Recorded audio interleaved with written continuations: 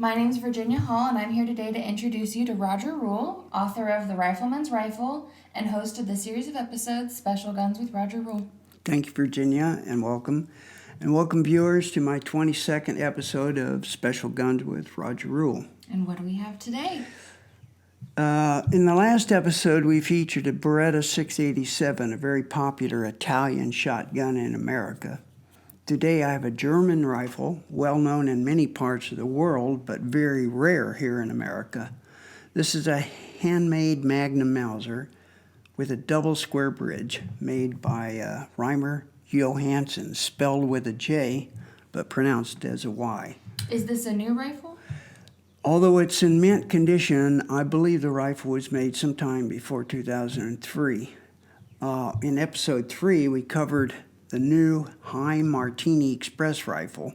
That was a fine example of a Magnum Mauser made in Heim's custom shop, where they used the latest CNC and computerized technology with much custom hand craftsmanship. The gun we're covering today is another Magnum Mauser, but this one is a best gun. It is made with all the attention of a handmade gun and is arguably the most adored by professional hunters worldwide as the best of German-made Magnum Mausers. The maker, Reimer Johannsen, is located in the city of Neumünster in northern Germany. The actual company name is Reimer Johannsen GmbH, where GmbH stands for a four-word phrase which means company with limited liability. It's the German version of LLC. Since this is a Magnum Mauser action, you might recall from episode 3 that we explained the differences for the use of the word Magnum.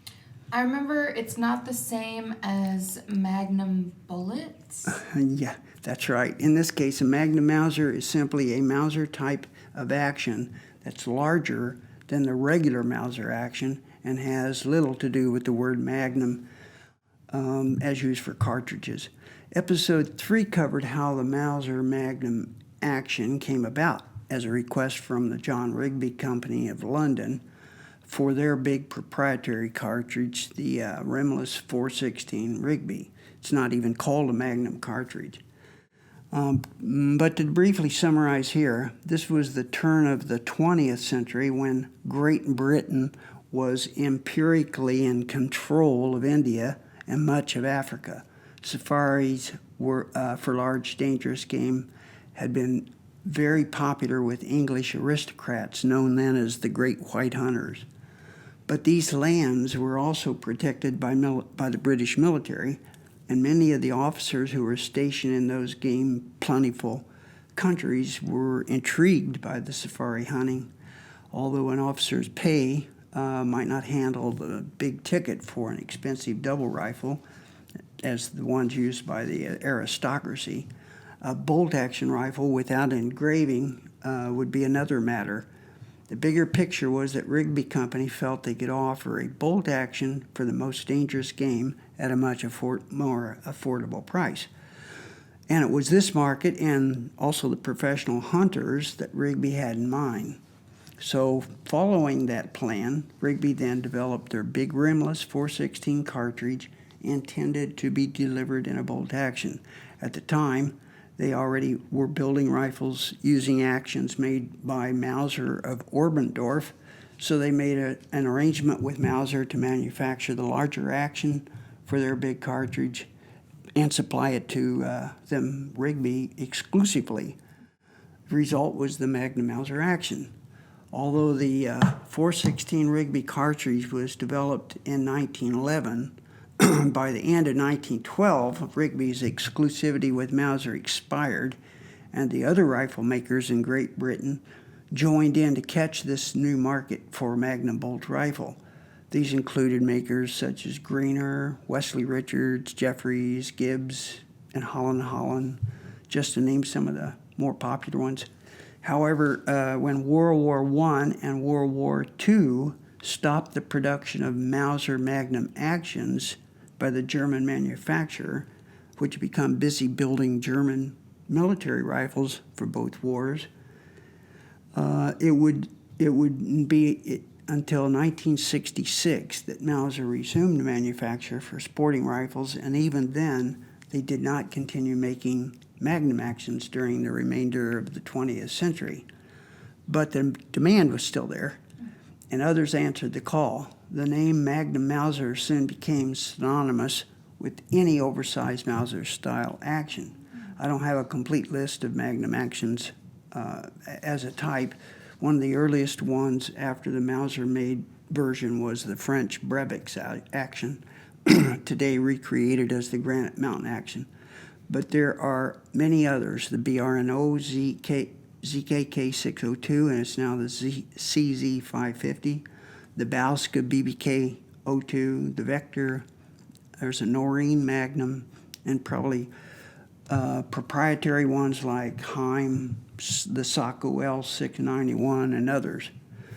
For our session today, I've located this example, which is the top-of-the-line best Magnum Mausers made today, and the maker, as I've said, Reimer Johannsen. So they're still in business? Yes, my first encounter with the name Johannsen came about from an unusual set of circumstances. Sometime in the early 80s, I had a gunsmith friend, Bud, who used to discuss rifles with me, and he knew I thought the Winchester Pre-64 Model 70 was the best action type of all bolt actions. He said to me one day that it was too bad Winchester didn't make it in a Magnum action to handle cartridges longer than the 458 Win Mag. He introduced me to the Mauser Oberndorf Magnum actions and told me the most preferred heavy rifles were made with that action, not only by English makers, but also by custom makers. A decade later, my cousin Randy had a very lucrative business that afforded him the opportunity to hunt big game around the world. One day when he was planning a trip to hunt big bears in Kamchatka, Russia, he was going to purchase a special rifle for it, and he called me for advice.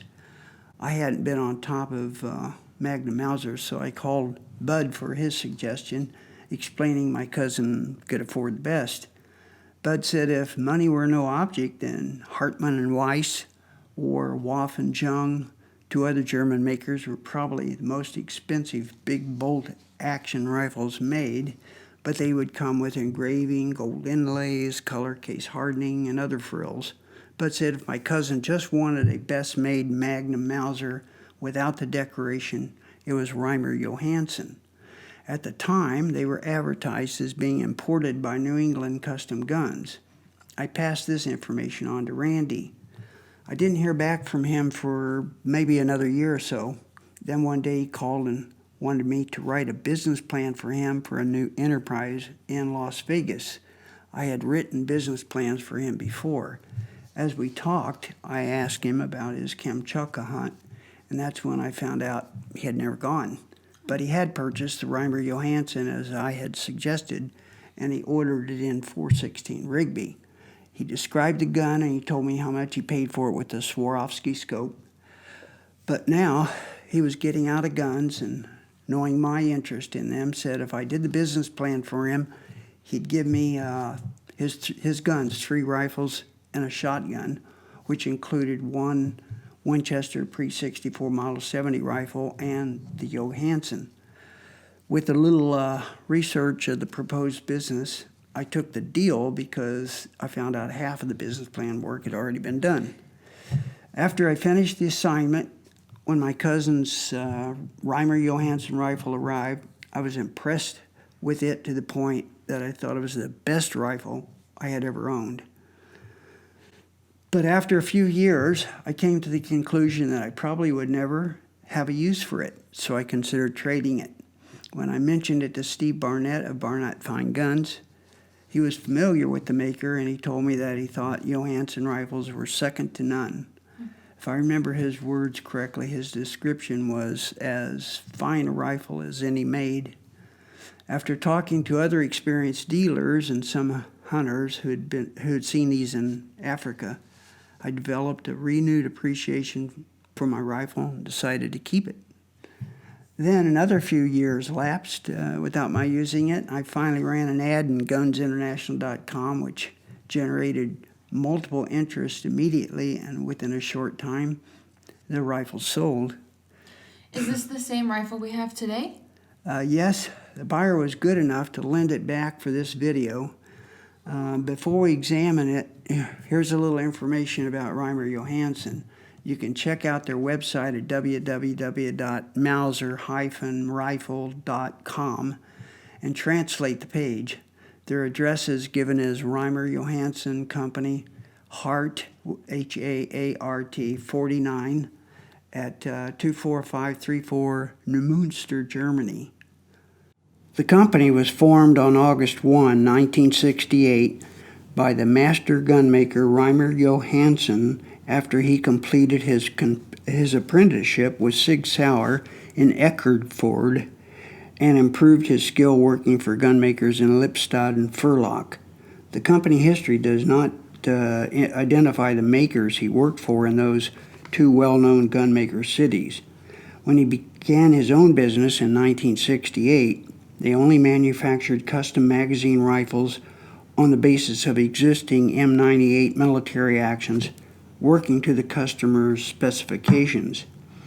Near the end of 1990s, new magnum actions came on the market from other German makers. Johannsen first using those made by Ornth, then began making their own. On their website, the company history states, and I quote, "It soon became apparent that not all action sizes were available in the necessary quality. This is why we started producing actions ourselves. Today, our customers can choose 4 different action sizes." Close quote. In 2003, the man, Reimer Johannsen, passed the family company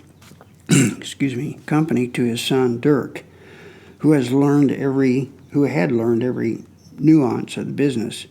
The firm then entered its second generation, but its operation is still based on the same principles that have made it successful for the past 50 years. The new motto is, quote, "We start where others stop." And their mission statement is, "We manufacture our Johannsen bolt-action rifles on customer requests as custom-made on the highest level."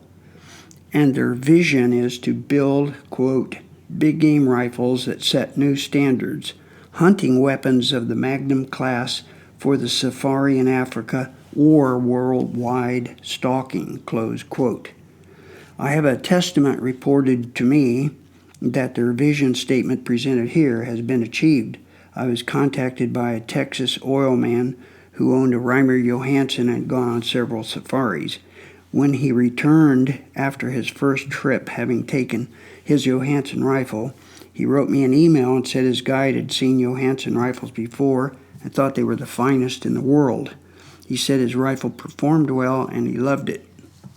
From the maker's website, we find their own description, quote, "Johannsen's 98 bolt actions are manufactured in Germany and milled from solid material. The basic material is tempered steel that is hardened according to purpose. The action is machined from high-grade chrome molybdenum alloy steel. Standard features include an adjustable trigger and a traditional box magazine with standard floor plate, in parentheses, push piece integrated into trigger guard, parentheses closed. The magazine box unit is, of course, milled from solid material."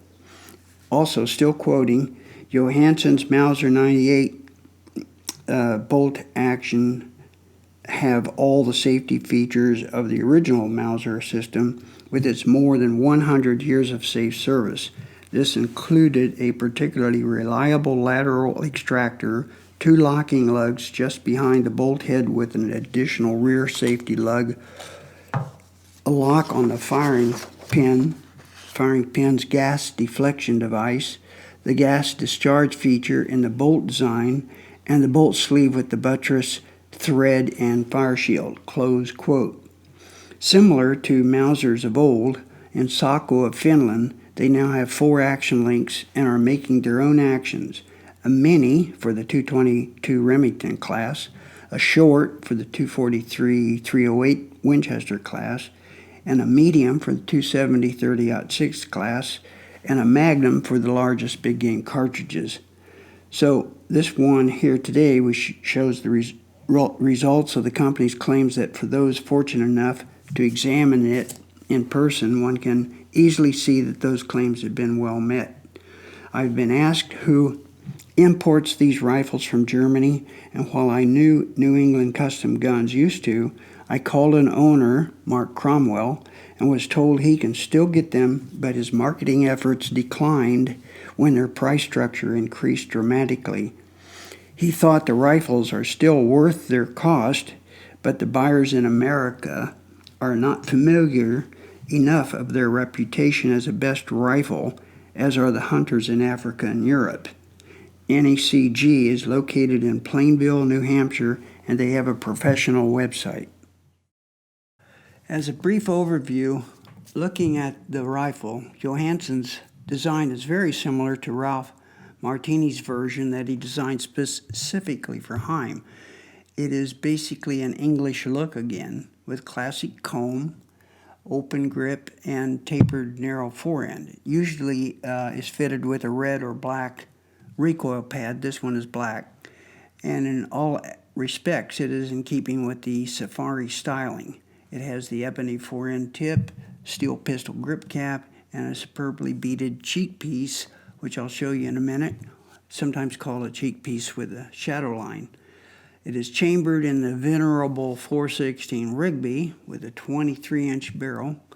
Johannsen markets several models today. This one is an older one and would be closest to their current Magnum Safari, with the exception that it has a few upgrades. Among those are upgraded wood, a trap door pistol grip cap, a front sight protector with a spring lock, and an engraved bolt handle knob. Its serial number is J028XX. As an express rifle, it has all the features popular with the professional hunters. The action is a true modern German Mauser 98 Magnum double square bridge action, and is very similar to the Prechtel version now used by Rigby for their double square bridge Magnum rifles. Let me pick it up. I'll first check for safety.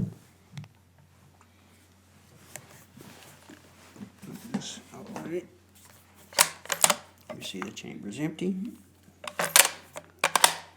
The bolt is taken out by bolt release back here, where the bolts stop. Set the rifle down. Being a true Mauser 98 design, it has the long Mauser positive extractor. So it's a control round feed action, as we covered in my first video. It has the 2 locking lugs just behind the bolt head and an additional 3rd rear locking lug or safety lug.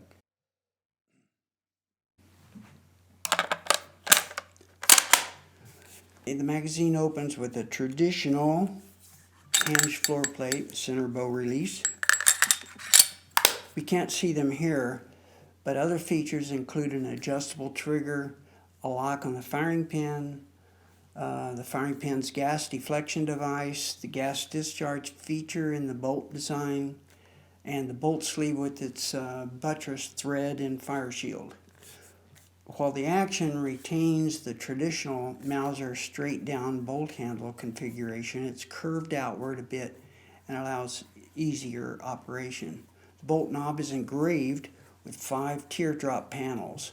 Similar to the Heim rifle shown in video 3, this one has been fitted with the Recknagel 3-position side swing safety made popular by Winchester in their Model 70. Position 1 is safe all the way back. The bolt can't be opened and the trigger can't be pulled. Position 2 in the middle is still safe, but it allows the bolt to open and close to for ejecting a round or loading one. And then position 3 is forward, and its safe is off and it's ready to fire. The 23-inch barrel is hammer forged rifling made of the finest steel. It's fitted in the safari style with a front sight of silver bead with a flip-up ivory bead for a fast cover in the brush or for low light conditions. It's protected with a skeleton hood with a spring lock mounted on a banded ramp. The barrel barrel also has a banded front sling swivel eye and 3-leaf express rear sight with 2 folding and 1 fixed, mounted on an island block. While the skeleton hood with a spring lock is an upgrade, the basic model still has an H&H flip-over moon sight. The fold-up leaves are marked 50 and 100, while the fixed leaf is adjustable for windage. All 3 leaves have a silver vertical line for quick eye alignment. The bottom metal has a one-piece deep belly straddle hinge floor plate with center bow release, which Johannsen calls a push piece integrated in the trigger guard. I've never heard that description before. Other metal accessories include a rear sling eye, and as already stated, a steel pistol grip with a hinged trapdoor to house an extra sight.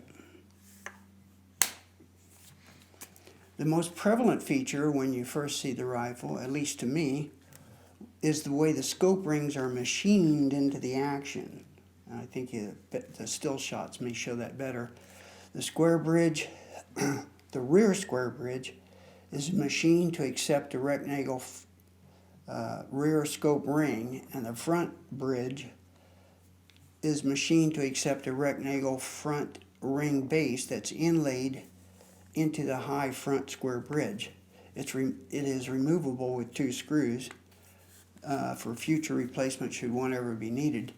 This was the first rifle I ever saw that had these inlaid scope ring bases in the square bridges, and I understand that Reimer Johannsen had been doing this since the late 90s when Rectangle came out with the system. It was also used by other German makers, Hartmann and Weiss and Waffle Jung, but the first non-German maker that I know of to use it is Rigby, only recently adding it with their German Prechtel action as a basis of their new magnum Mauser line.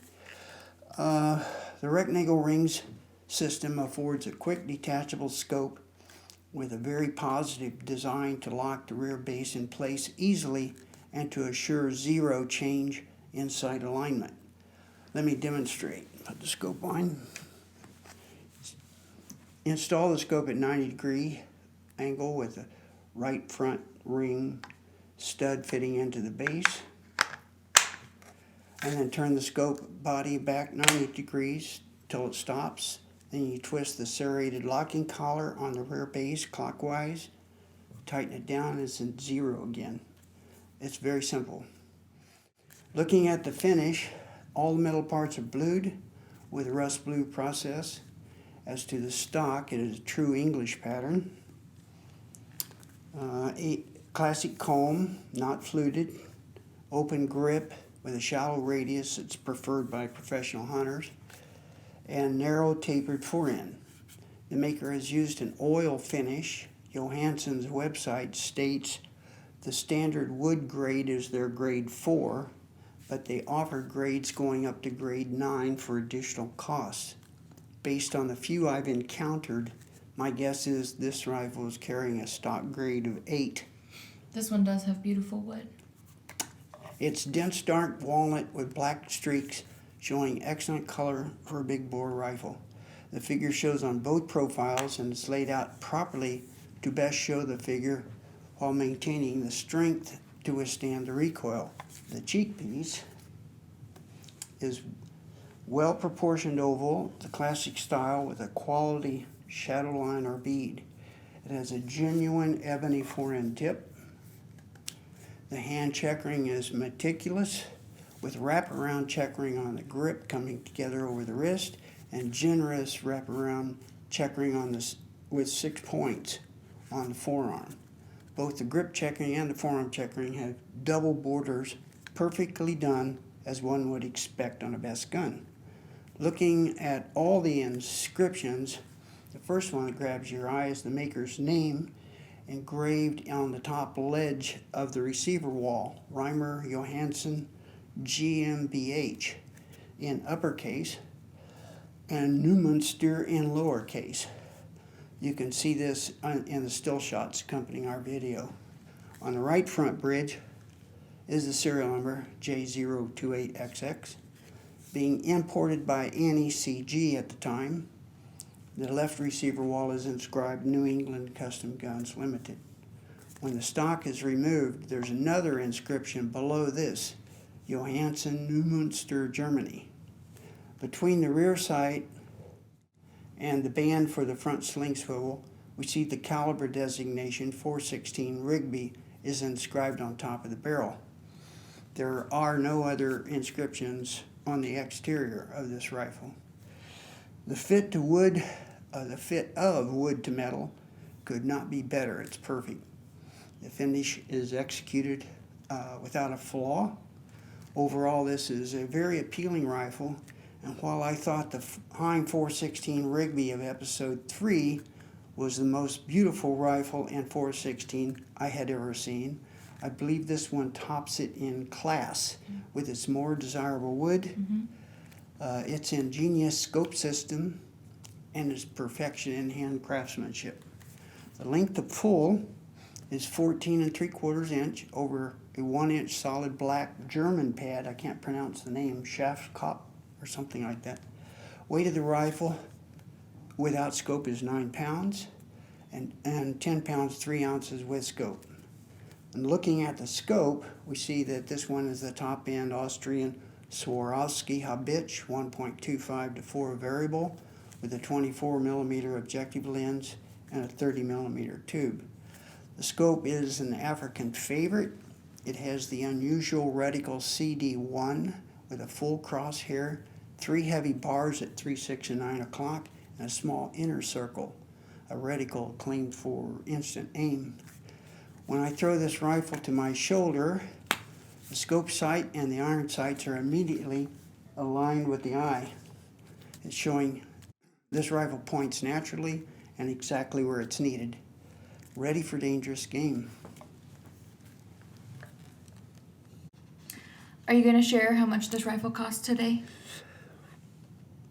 It would not be prudent to disclose the price the buyer paid. However, for this video, I emailed a friend of mine who lives in Hamburg, Germany, to find out how they're priced. How they're priced there anyway. I only provided her with the model, the caliber, and their telephone number. She got back to me with the information that the basic Magnum Safari in 416 Rigby with no extras would cost 21,600 euros without any taxes. At the time, I looked it up and the conversion factor was 1.13, so that'd be about 24,500 US dollars as a base price. This particular gun has, at minimum, the extras of the upgraded wood, the trapdoor pistol grip cap, the removable front sight protector, the engraved bolt knob, and the rectangle scope rings. Of course, the scope 2 would be extra, and I have no idea what's involved in the cost for getting a Johannsen rifle over here, considering shipping, duty, and taxes. Basically, if you find one for sale, it's probably a good deal. Another expensive rifle.